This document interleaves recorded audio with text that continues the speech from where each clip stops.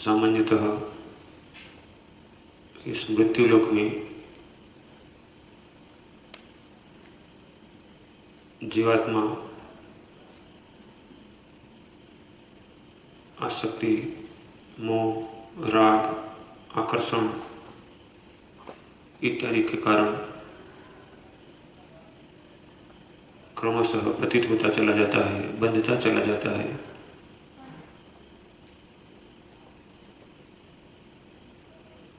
अपनी आसक्ति, राग, मोह, आकर्षण, इंद्रिय लोलुपता इत्यादि को पोषित करने में और इसके द्वारा मनोरंजन करने हेतु भांति भांति प्रकार के प्रत्यक्ष परोक्ष कर्म करते हुए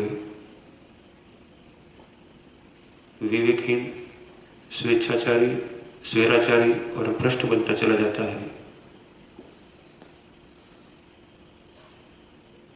हमारे ऋषि मुनियों ने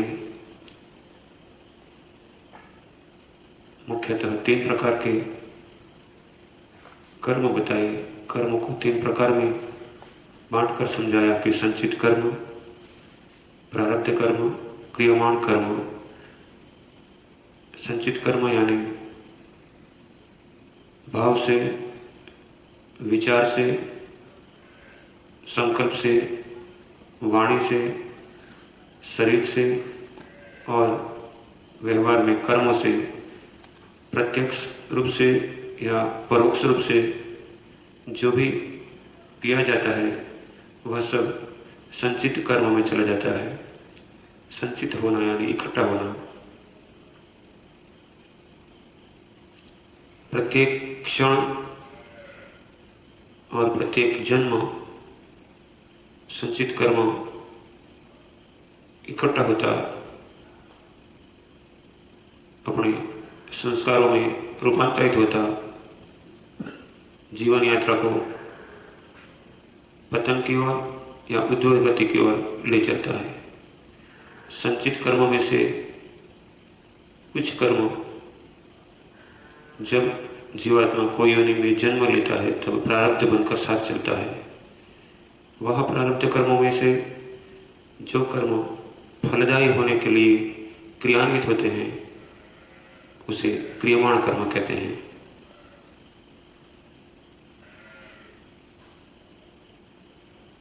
हम अपने जीवन यात्रा के दरमियान कुछ प्रारब्ध कर्मों को भुगतते हैं, साथ में ही राग, द्वेष, अपना पराया, इंद्रिय लोलुपता, आसक्ति, मोह, द्वेष, शत्रुता, नफरत इत्यादि अनेकों स्थितियों में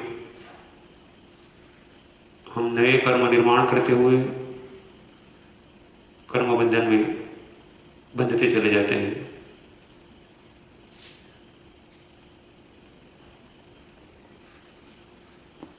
साधक को प्रयत्न करना चाहिए कि अपने प्रत्येक कर्म में,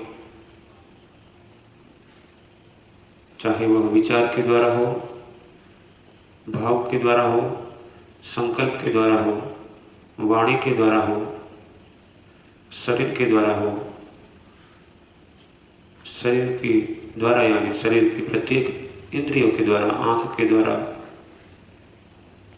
नाक के द्वारा, कान के द्वारा, जीभ के द्वारा, चमड़ी के द्वारा, मन जो विषयों को भोगने का प्रयत्न करता है,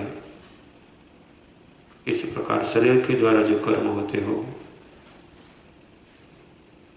अन्य व्यक्तियों से या प्रकृति में व्यवहार के द्वारा जो कर्म होते हैं,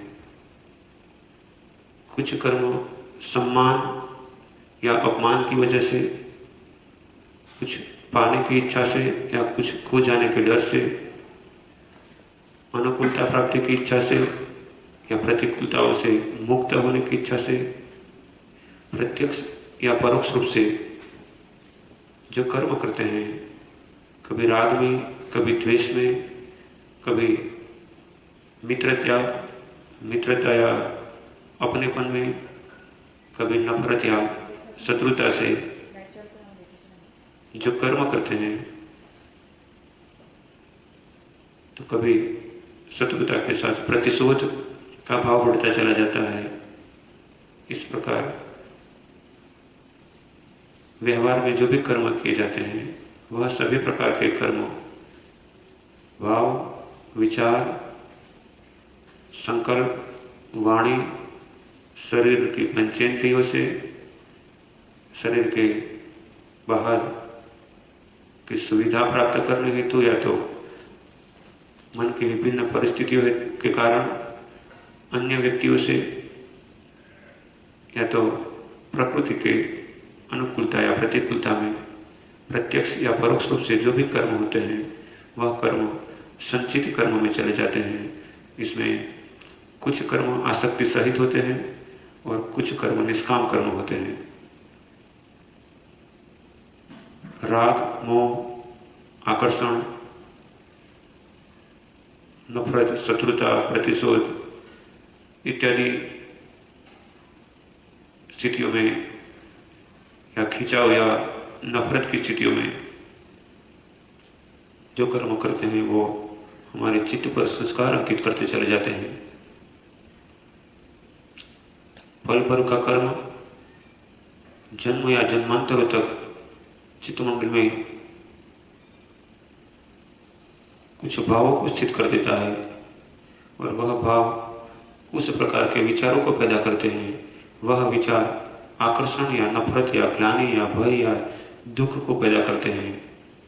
और जैसे पतंगा अग्नि से आकर्षित होकर अंदर गिरता है और तड़प कर मरता है, उस प्रकार जीवात्मा अपने ही कर्मों से और कर्म फलों से कर्म के सुख या दुख, खुशी या गम को महसूस करता हुआ, तड़पता हुआ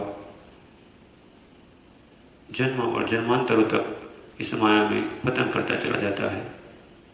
चाहे वो कर्म दुख देने वाले हो, चाहे वो सुख देने वाले हो, दोनों स्थितियां पतन करने वाली है।